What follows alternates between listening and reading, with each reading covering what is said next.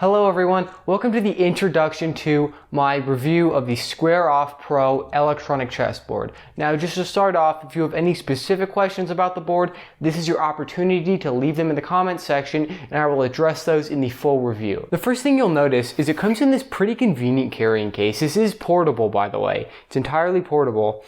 It is a bit big, but that isn't too much of a problem. It has this nice handle here, and here's what actually comes inside of the box when you buy it.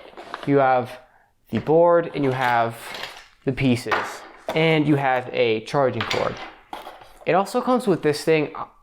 I'm really not sure what this is. I just figured it out. This is a phone stand. And I'll get to why it comes with a phone stand later. Anyways, the board rolls up, goes into this bag.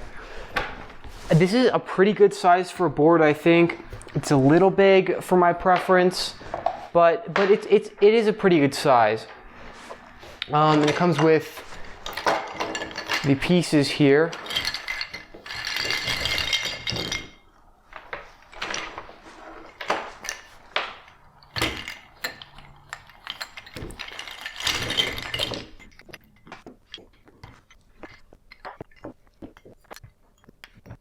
Now, one of the initial only things I dislike about this board is you need to have the app to do anything with it.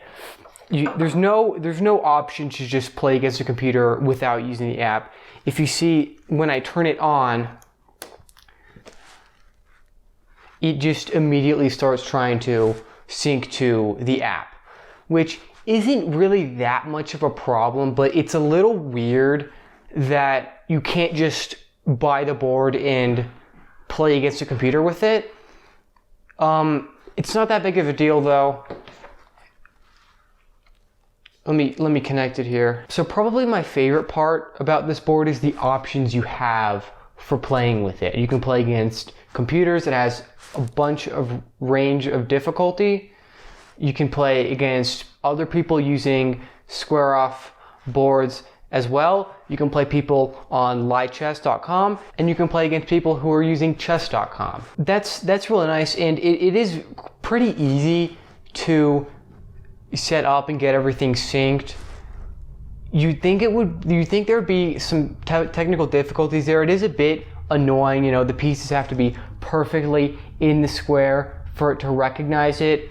It's not that big of an issue though, because if you go into a game and it says it's not set up properly, it'll actually light up the squares that don't have the pieces in them properly, so you can adjust, and it's pretty easy. The one thing that I think people might not like about this board is because it's so small and portable, it doesn't move the pieces for you, because some boards, they have magnets in them and it moves the piece if you're playing against a computer or people online, which I honestly thought was going to be a bigger issue for me.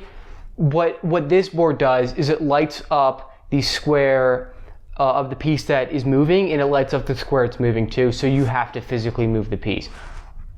I really thought I wasn't going to like that, but when you're playing with it, you don't even notice. It's just natural, and it's really easy. So my initial conclusion is I would recommend this board.